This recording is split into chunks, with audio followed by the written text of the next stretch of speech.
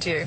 Now, we're constantly being reminded in life to stay healthy and eat well in order to enjoy a long and healthy life. But there is a concern that many people are taking this to the extreme, constantly at the gym junkies, if you like, constantly exercising. So when is too much exercise a bad thing? Well, Jason Smith knows all about it because he's an author and physiotherapist. Author is Get Yourself Back in Motion. Thank you very much for joining us this morning. Jason, so tell me, we all know the gym junkies. We all know these people who are obsessed, but there is now an answer to the optimum amount of hours that you should be exercising each week, and it's not a lot.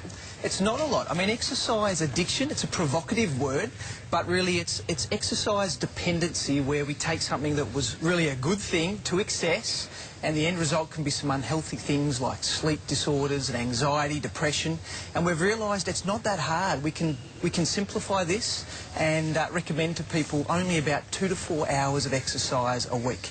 2 to 4? Yeah, That's it. It's a lot less than what we've understood previously. I mean, I've written the book with the expectation of empowering people that it's not as hard as we thought it was. Okay.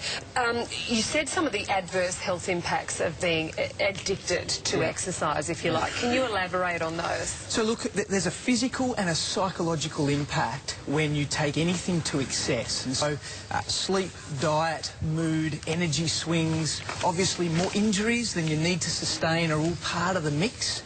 And the objective to overcome this is really to get better balance and to, I guess, build a life fitness mindset and not just a gym fitness. Okay, so I was going to ask you, a lot of your philosophy, a lot of it in this book is how to be life fit. Correct. What does that mean? Look, life fitness is getting away from the concept of just exercising to get bigger, to get stronger, or to change your body shape.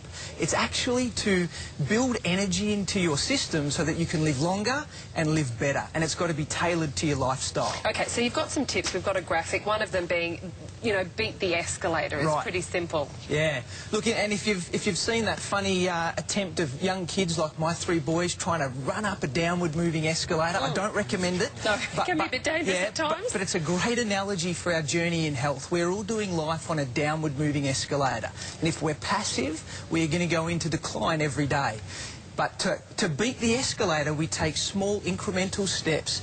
There are about 20 pieces of the puzzle that I write in this book that help you overcome that by being proactive. One of the other ones, which is really quite simple, we do a lot of sitting. We're becoming very sedentary in life, but you call it postural fitness, so your posture.